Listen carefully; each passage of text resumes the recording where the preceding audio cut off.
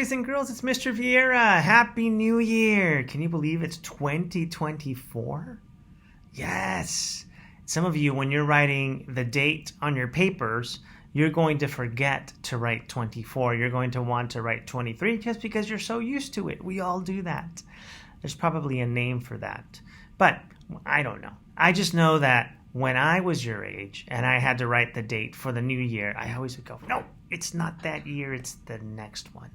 So, yes, we have a new year, and about half the way to go for our school year. Not quite, almost half the way, okay? January 29th is the halfway point, but we're almost there in 20-something days, 21 days. So, which means that this is the time that we take a little pause, we take a break, and we remember the things that are expected from you in the common areas. Okay, so in a little bit you'll see a slide deck, and my face is going to get a little bit smaller in the picture so that you because I'm going to be doing the talking but also showing you what and reminding you what those expectations are, because just because it's a new year doesn't mean anything changes in terms of what the expectations are for you as a Bixby Beaver, right?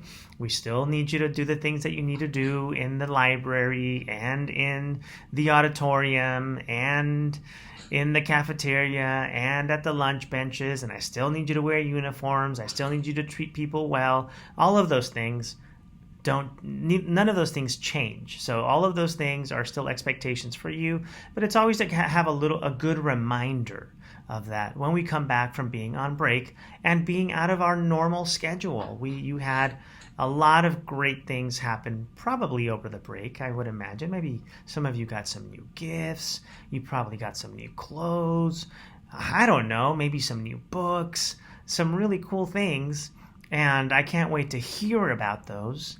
I don't want to see them, okay, because those are valuable things, and we're not responsible if anything happens to your valuable things. So keep those at home. Keep your valuable things at home. But if you want to talk to me about what your break was like, if you want to tell your teachers about that, you should. You should. I want to hear all about it because I just love hearing your stories. I really do. So anyway, I'll stop talking now about this, but I'll continue talking to you about your expectations, okay? So we have these community agreements, and we want to remind ourselves what community means. Community is a space that we all participate in together. There's no one person more important than another in a community. We're all equally important in that space. And so that's a community. And then when we talk about agreements, we mean things that we agree with or we're choosing to agree upon. Okay? So we have these community agreements, and I know that you have community agreements for your classrooms. There's some what you might call rules for your classrooms.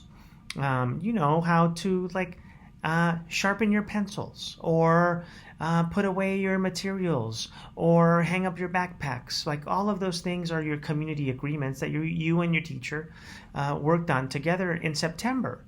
And so these are community agreements for the whole school, for everybody.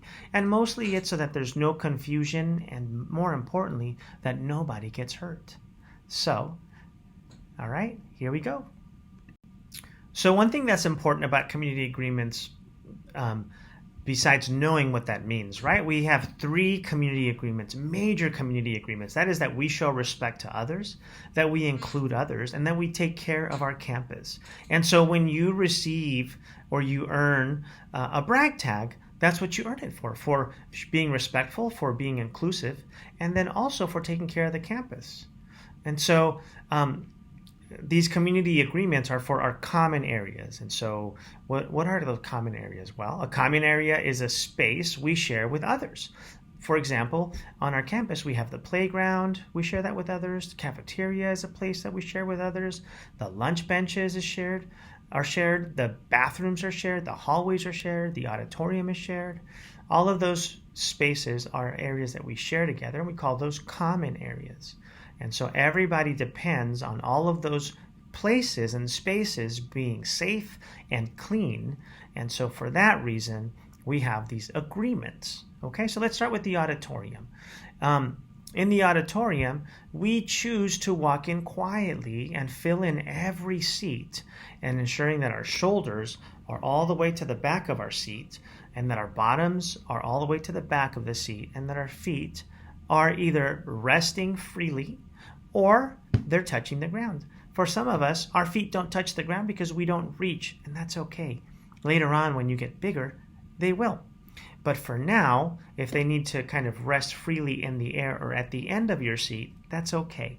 What we don't want is for those feet to touch the seat in front of you, because that not only does it ruin our seats or ruin the seats for other people who are going to be using them, but they also make them dirty, and they wear them down and they end up ripping and tearing. And remember, this is a common area that we need for everyone until the end of our school, meaning until our school has to get destroyed and rebuilt.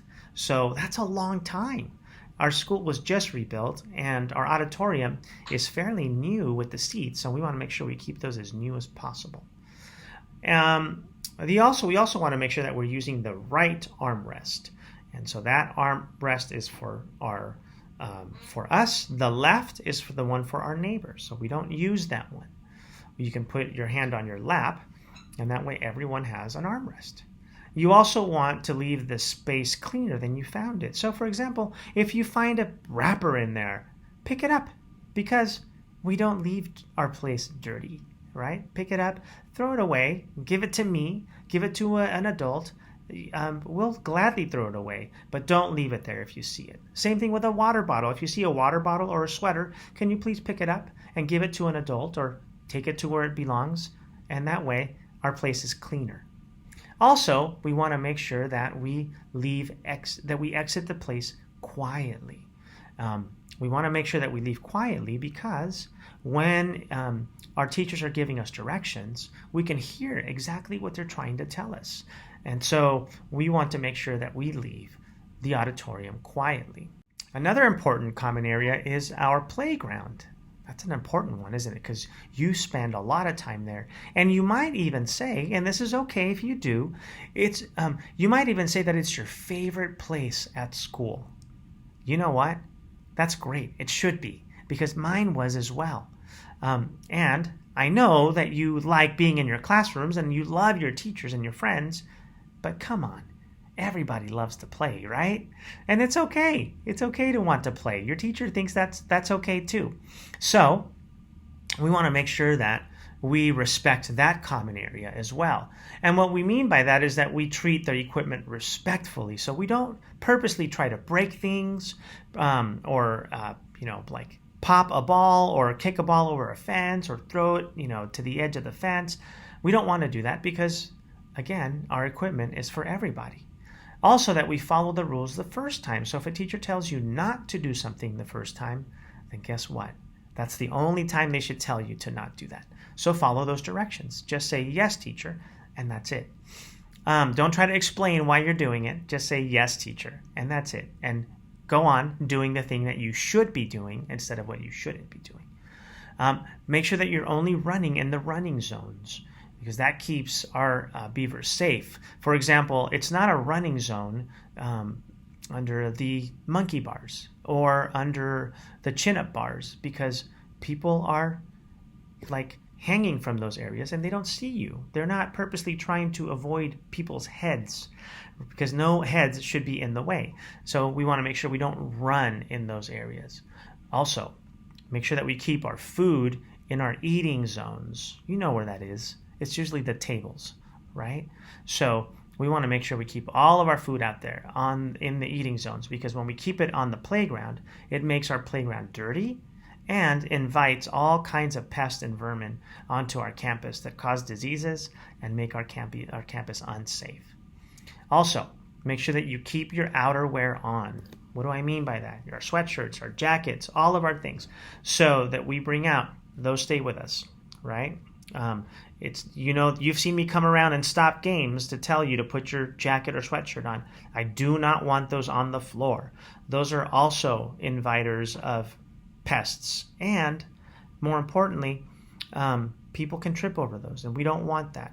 And your parents would also say, I spent a lot of money on your sweatshirts, and you need to take good care of them. And that they're right. You do need to take good care of them. No one should be leaving, nobody, not one person should be leaving a sweatshirt on the blacktop. So please keep it on. Or don't bring it out.